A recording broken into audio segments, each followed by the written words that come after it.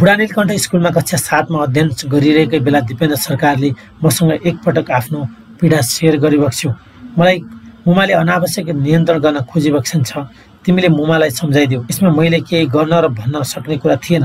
खास कुरा त्यति बेला के परेछ भने सरकारले सुप्रिया शाहलाई मन पराइबक्सेछ। सरकारले सुप्रियालाई लभ लेटर लेख्ने गरेको कुरा कुनै स्रोतबाट बडा महारानी सरकारले थाहा पाइबक्सेछ। सायद त्यसबारे बडा महारानी सरकारले युवराज धिराजलाई भनिबक्स्यो, जुन कुरा दिपेन्द्र सरकारलाई मन परेन र मलाई आफ्नो पीडा शेयर गरिबक्सेको थियो। सुप्रिया सरकारसँग पढ्ने त होइन, तर कक्षा 7 मा पढ्दादेखि नै दिपेन्द्र सरकारले सुप्रियालाई मन पराइबक्सेको थियो। सरकारले सुप्रिया बाहेक पनि विभिन्न केटीलाई भेट्ने र लभ लेटर लेख्ने गरेको कुरा समेत हामी एडिसीले थाहा पाइरहेका हुन्थ्यौँ। त्यो उमेरमा गर्लफ्रेन्ड बनाउने र लभ लेटर लेख्ने गरेको बडा महारानीलाई मन पर्ने कुरै भएन।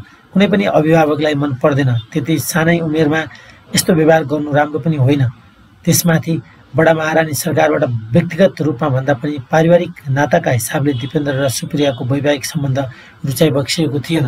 टाइटल स्पोन्सर स्टार प्रणाली धनगढी, सबै तह र क्षेत्रका तयारी कक्षाका लागि। स्थान कैलाली पुल Dhangadhi. Phone number 9858848300। Sponsor by Samarpan पुस्तक पसल हसनपुर धनगढी। सम्पूर्ण अनलाइन फारम भरिने धनगढीको सबैभन्दा विश्वसनीय स्थान चुवाई पुस्तक पसल एलेन चोक धनगढी। विगत 3 दशकदेखि सेवा दिँदै आएको सबै तहका पाठ्य पुस्तक, गाइड र गेस्ट पेपर पाइने स्थान दाहाल पुस्तक पसल बैयाबेडी धनगढी। बोर्डिङ तथा सरकारी विद्यालयका पाठ्य पुस्तकको थोक तथा खुद्रा विक्रेता Laxmi advertising and flex print, एलेन चोक धनगढी। आज जेठ 19 गते, आजभन्दा झन्डै 22 वर्ष अगाडि 19 गतेकै त्यो कालो रातले राजा वीरेन्द्रको वंशनाश गरायो भने नेपालमा राज संस्थाको इतिहासकै अन्त्य गरायो। त्यस रातको घटनाबारे आजसम्म पनि विभिन्न किसिमका अड्कलबाजी हुँदै आएका छन्। त्यो घटना कसले गरायो, कसरी भयो र किन गराइयो, यस्ता धेरै प्रश्नहरू अनुत्तरित छन्। राजदरबार हत्याकाण्डको सुरुदेखि पछिसम्मका विभिन्न सत्य तथ्य कुराहरूको पूर्व राजा वीरेन्द्रका सैनिक सचिव विवेक कुमार शाहले लेखेको पुस्तक मैले देखेको दरबारमा लेखिएका कुराहरू आज तपाईहरु समक्ष प्रस्तुत गर्दैछौँ। उनी लेख्छन्, मेरो जानकारीमा आएका सम्पूर्ण सूचनाका आधारमा उक्त घटनामा तत्कालीन युवराज धिराज दिपेन्द्रकै प्रत्यक्ष र प्रमुख हात देखिन्छ। मलाई थाहा छ आम रूपमा यो कुरा कदापि स्वीकार्य हुन सक्दैन। संसारलाई नै स्तब्ध पार्ने यो हत्याकाण्ड दुनियाँको नजरमा लोकप्रियताको शिखरमा चढिरहेका तत्कालीन युवराज धिराजबाट भएको हो भनेर सामान्यतया कसैले पनि पत्याउनै सक्दैनन्। यसै सन्दर्भमा राजदरबार हत्याकाण्डका पछाडि भावनामा बग्ने आम मानिसले ठाने भन्दा बेग्लै गम्भीर रहस्य लुकेको छ भनेर चर्चा गर्नेहरूको संख्या पनि कम छैन। राजदरबार अर्थात् राज्यको महत्त्वपूर्ण निकायमा 3 दशक निरन्तर काम गरेको आफ्नो लामो अनुभवका आधारमा समेत मलाई उक्त घटनामा अवश्य पनि व्यक्तिगत र राजनैतिक षड्यन्त्र छ भन्ने लाग्दछ। किनभने त्यस समयमा नेपालको राज संस्था केही देशी तथा विदेशी शक्ति केन्द्रका लागि अवाञ्छनीय बनिरहेको थियो। यसै क्रममा नेपालको राज संस्थालाई सदाका लागि अन्त्य गर्ने बारे षड्यन्त्र भइरहेको भन्ने सूचना र विश्लेषण पनि हामीले नपाएको होइन। यस्तो बेला राज परिवारभित्र चाहिँ युवराज धिराजको विवाहको प्रसङ्गलाई लिएर पारिवारिक किचौलो र विवाद उत्कर्षमा पुगिरहेको थियो। युवराज धिराज दिपेन्द्र र राज परिवारमा पनि अरू सामान्य मान्छे या सामान्य परिवार सरकै मानवीय कमी कमजोरी अवश्य पनि थिएनै। राजदरबार हत्याकाण्डमा तिनै कमी कमजोरीमाथि देशी तथा विदेशी शक्तिले खेलेको र तिनको षड्यन्त्र मिसिएको हुन सक्छ भन्ने मेरो निष्कर्ष छ। त्यसलाई बुझ्नका लागि राज परिवारभित्र बढेको कलह, युवराज धिराजको चरित्र, विवाहको प्रसङ्गबारे विस्तृत रूपमा चर्चा गर्नुपर्दा म दिपेन्द्र सरकारलाई मसुप सानै छँदादेखि नै चिन्दथे। सरकारलाई नजिकबाट चिनेको 2031 साल वैशाखदेखि हो, जब मैले राजप्रसाद सेवामा आवाधिक शाही पार्श्ववर्तीका रूपमा काम सुरु गरेको थिएँ। युवराज धिराज सरकारको जन्म 2028 असार 13 गते भएको हो। त्यस हिसाबले त्यति नै बेला सरकार 3 वर्ष पनि पुगिबक्सेको थिएन। दिपेन्द्र सरकार जन्मदै राजा हुन जन्मेको, तर राजदरबारमा युवराज धिराज सरकारलाई राजाका रूपमा हुर्काउने कुनै परिपाटी वा संस्कार मैले देखिनँ। मैले सुनेको थिएँ युरोपका राजतन्त्र भएका देशमा राजा बनाउन बच्चैदेखि त्यही अनुसारको शिक्षा दीक्षा र तालिम दिइन्छ। त्यसका लागि अनुभवी र दक्ष विशेषज्ञको टिम बनाएर उनीहरूको गाइडेन्समा भावी राजालाई हुर्काउने गरिएको हुन्छ। तर म जति बेला नेपालको राजदरबारभित्र प्रवेश गरेँ त्यहाँ त्यस्तो केही देखिनँ। बरु मलाई त्यहाँको पारा देखेर अचम्म लागेको थियो। पञ्चायती शासनकाल भएकाले राजा वीरेन्द्र र रानी ऐश्वर्या दुवै देशको राजनीतिक, आर्थिक, प्रशासनिक तथा अन्य विभिन्न काममा व्यस्त भइबक्सिन्थ्यो। पञ्चायतकाल त्यसमा पनि राजाको सक्रिय नेतृत्व त्यो भएर राजा वीरेन्द्र पुरै व्यस्त। रानी ऐश्वर्याले राजाको काममा सहयोग पुर्याउनु पर्ने, सामाजिक काममा मौसुदको उस्तै व्यस्तता। त्यसो भएर दिपेन्द्र सरकार शाही रनहरूको देखरेखमा हुर्किबक्स्यो, जो सेनाका सिपाही हुन्। अनि नानीहरूले हेरे युवराज धीराजलाई। न शाही रनर धेरै पढे लेखेका हुन्थे, न नानीहरू नै। विशेष संस्कार पनि उनीहरूमा हुँदैनथ्यो। उनीहरूको रेखदेख र हेरचाहमा युवराज धीराजको बाल्यकाल बित्यो। त्यसबाट दिपेन्द्र सरकारले नै के सिकिबक्स्यो होला? एउटा सामान्य परिवारमा जन्मेको बच्चा आमा बाबुको माया ममता र रेखदेखमा हुर्किन्छ, तर सरकारले सानैदेखि आमा बाबुको माया कस्तो हुन्छ भन्ने महसुस गर्न पाइबक्सेन। आमा बाबुको सामिप्यताबाट वञ्चित युवराज धीराज त्यति बेला शाही रनर र नानीहरूबाट फुत्केर बाहिर निस्केपछि एडिसी अफिस आइबक्सिन्थ्यो। त्यति थियो सरकारको जाने, घुम्ने र खेल्ने ठाउँ। बाल्यावस्थामा कुनै पनि किसिमको शिक्षा, दीक्षा र तालिम थिएन युवराज धीराजलाई। त्यो देख्दा अबको 21औं शताब्दीमा नेपालले कस्तो राजा पाउने होला भन्ने कुरा मेरो मनमा आउने गर्दथ्यो। म भर्खरै दरबार गएको थिएँ, यो कुरा कसैलाई भन्ने कुरा पनि आएन। फेरि राजदरबारको कुरा, मैले पुरा सिस्टमबारे त्यति धेरै अनुभव पनि पाएको थिएन। त्यो उमेरमा युवराज धीराजलाई के कुरा सिकाउने अनि शाही रनरहरूको ड्युटी के हो, नानीहरूले के गर्ने र एसऋषिले के गर्ने कामको कुनै बाँडफाँड थिएन। त्यति बेला दिपेन्द्र सरकारको कस्तो बानी विकास भइरहेको थियो भने कुनै ठुला मान्छेलाई एक मुक्का हान्ने अनि त्यो मान्छे भुइँमा लडेर छटपट गरेकोमा मज्जा लिने, फेरि सरकारले त्यसैलाई गालामा झाप्पड हान्नुपर्ने, फेरि त्यो मान्छे भुइँमा लडेर रुनुपर्ने अनि सरकार मज्जा लिएर हाँस्ने। सरकारमा बच्चा साथीलाई समेत झापड र मुक्का हानेर ढलाउनै पर्ने मानसिकता थियो। यस प्रकार सरकारमा इगो र हटिपन बढ्दै गएको थियो। यसरी युवराज धीराजमा सकारात्मक स्वभावको विस्तार नहुने देखिरहेको थिएँ मैले। त्यही उमेरका बालबच्चाका बीचमा सम्पर्क र प्रतिस्पर्धामा राखेको भए पनि राम्रै हुन्थ्यो। अनुभवी र विशेषज्ञको टिम बनाएर हुर्काएको भए झनै राम्रो हुन्थ्यो। तर कहिल्यै त्यो सोचाइ दरबारमा भएन। भावी राजा त के सामान्य मानिसको जस्तो स्वाभाविक व्यक्तित्व विकासको अवसर पनि युवराज धीराजलाई प्राप्त भएन। कुनै पनि व्यक्तिले बाल्यकालमा आफ्ना आमा बाबुबाट कति माया पाएको छ, कति समय उनीहरूसँग बिताउन पाएको छ र ऊ कसरी हुर्काएको छ भन्ने कुराले पछि गएर उसको व्यक्तित्व तथा चरित्र निर्माण हुन्छ। राजा वीरेन्द्र र रानी ऐश्वर्याबाट दिपेन्द्र सरकारले त्यो किसिमको माया, समय र रेखदेख पाइबक्सेन।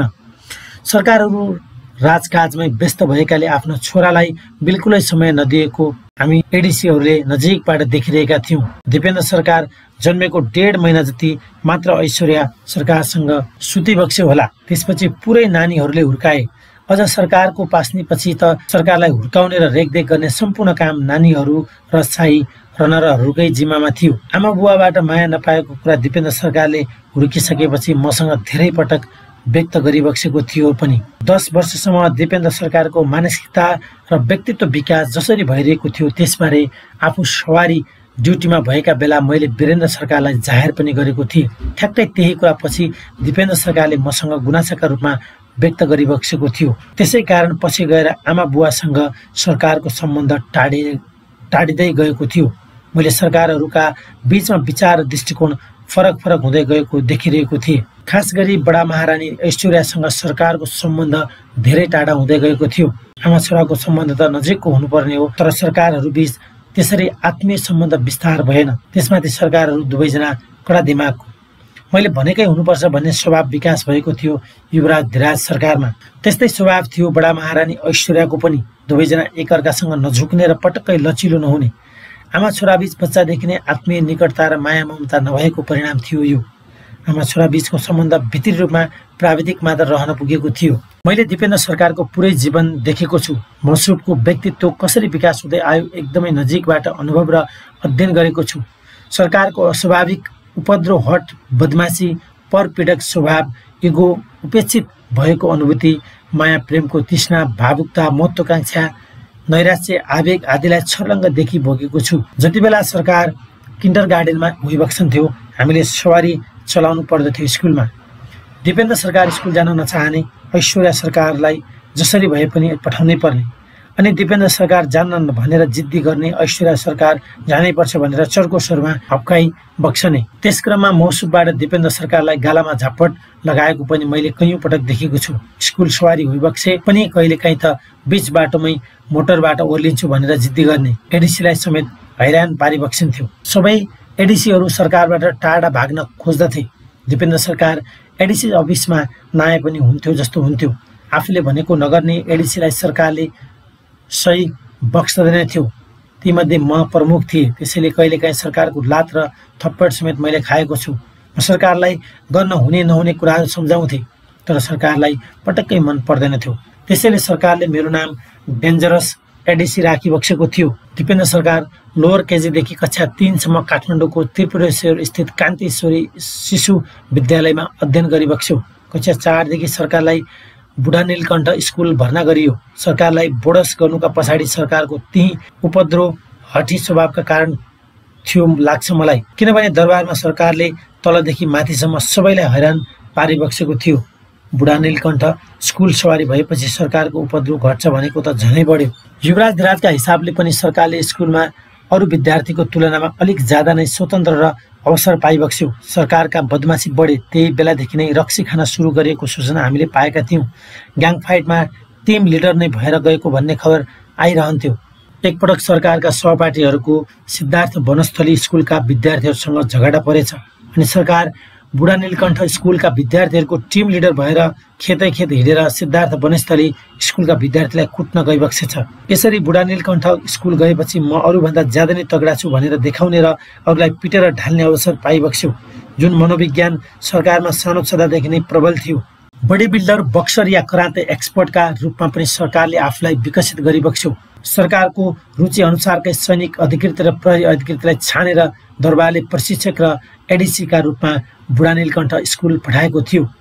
कहिलेकाहीँ छुट्टीका बेला राजदरबार सवारी हुँदा आफ्ना पाखुरा हामीलाई देखाउँदै ए तिम्रो कति सानो पाखुरा हेर त मेरो भनिबक्सिन्थ्यो। बुढा नीलकण्ठ स्कुलबाट बिदामा सवारी भएका बेला दिपेन्द्र सरकार एक दिन राति राजदरबारको उत्तर पूर्वको पर्खालबाट हाम फालेर बाहिर सवारी भएछ। सरकार हराएपछि राजदरबारमा निकै हल्लीखल्ली मचियो।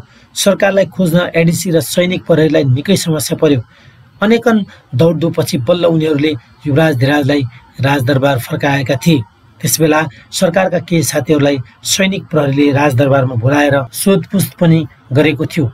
जे होस्, बुढा नीलकण्ठ स्कुल गएपछि दिपेन्द्र सरकारको आमा बुवासँग झनै दूरी बढ्यो। सरकारहरूले खर्चमा नियन्त्रण गरिबक्सेको थियो, तर युवराज धिराजले अन्य कैयौं स्रोत र उपायबाट खर्च जुटाउने गरिबक्सेको मैले थाहा पाएको थिएँ। युवराज धिराजले आफ्ना आमा बुवाले दिएको खर्चले नपुगेर अन्यबाट खर्च जुटाउन थाल्नु भनेको वास्तवमै चित्रण गर्न नसकिने अवस्था हो।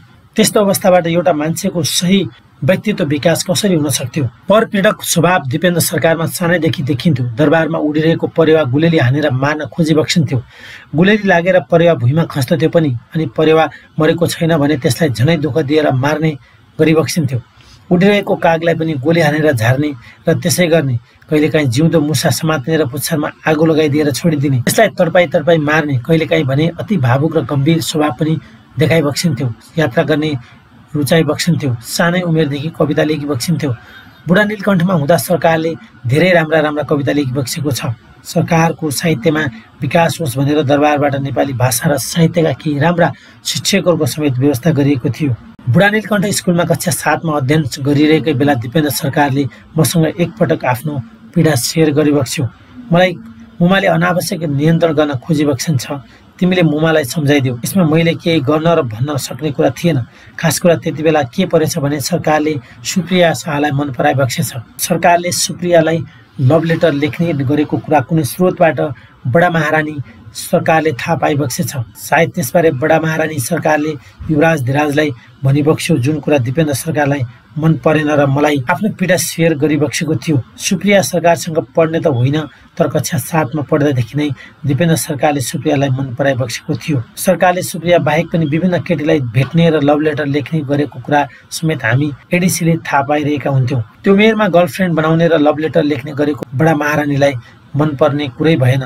कुनै पनि अभिभावकलाई मन पर्दैन। त्यति सानै उमेरमा यस्तो व्यवहार गर्नु राम्रो पनि होइन। त्यसमाथि बडा महारानी सरकारबाट व्यक्तिगत रूपमा भन्दा पनि पारिवारिक नाताका हिसाबले दिपेन्द्र र सुप्रियाको वैवाहिक सम्बन्ध रुचाइ बक्सिएको थिएन। दिपेन्द्र र सुप्रिया दुई दिदी बहिनीका नाति र नातिना। सुप्रिया मुमा बडा महारानी रत्नकी आफ्नै दिदीकी नातिनी।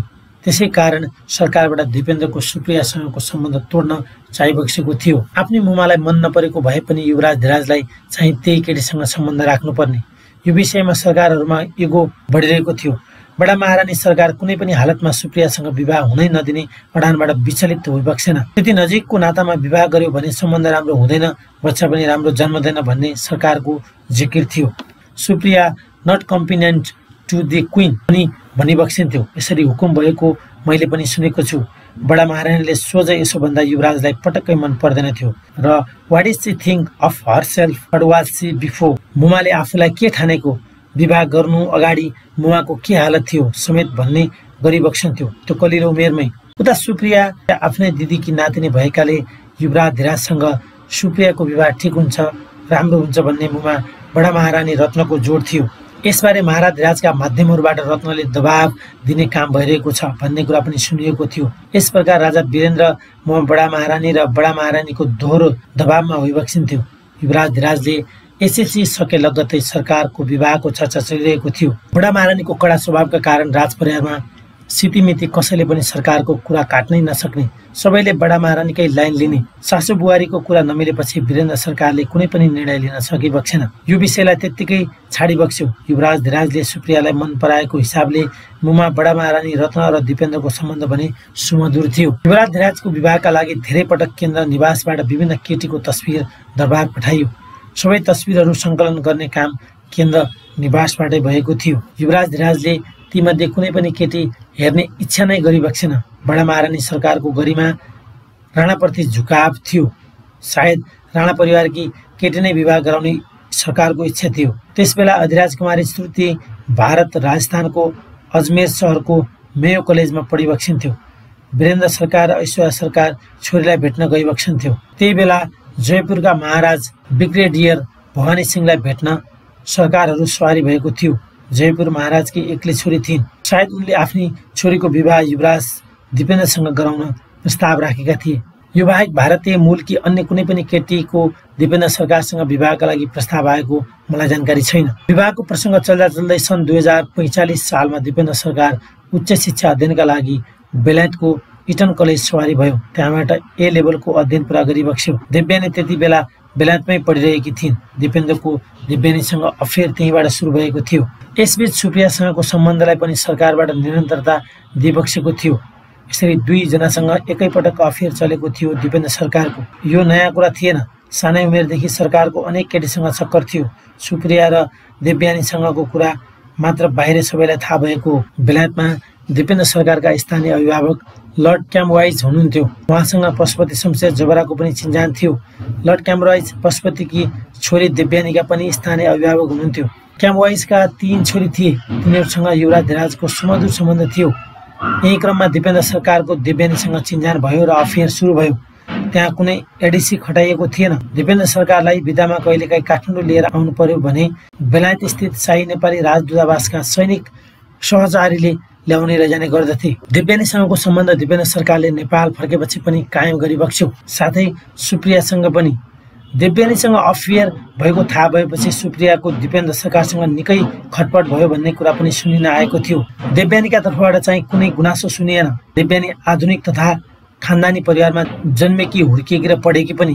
त्यसो भएर होला उनका तर्फबाट कुनै पनि किसिमको गुनासो आएन।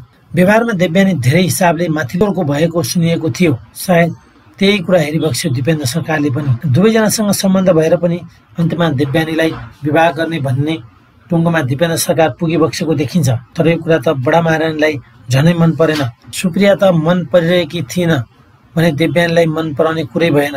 मौसुफ मात्रै होइन, मुमा बडा महारानी लगायत राजदरबारमा कसैलाई पनि यो कुरा मन परेन। देव्यानीको माहौल भारतमा थियो। भारतमा सम्बन्ध भएकी केटीसँग युवराज धिराजको विवाह गराउनु हुन्न भन्ने विषयमा राजदरबारमा सबैको एकमत थियो। दरबारले भारतसँग कुनै पनि पारिवारिक नाता सम्बन्ध जोड्नु हुन्न भन्ने मान्यता राजा महेन्द्रबाट विकास भएको हो। दरबारको भित्री कुरा विदेशी कहाँ नपुगोस् भन्ने मौसुफको उद्देश्य थियो। त्यसै आधारमा महेन्द्र सरकारले आफ्नो विवाह नेपालीसँगै गरिबक्सेको थियो भने आफ्ना 3 छोरा र एक छोरीको विवाह पनि एकै घरमा र नेपालीसँगै गराइबक्सेको थियो।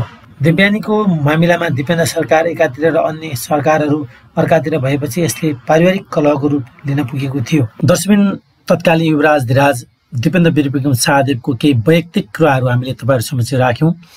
तत्कालीन समयको राजदरबार हत्याकाण्ड कसले घटायो भन्ने कुरा सर्वत्र चासोको विषय आजका दिनसम्म पनि रहेको छ।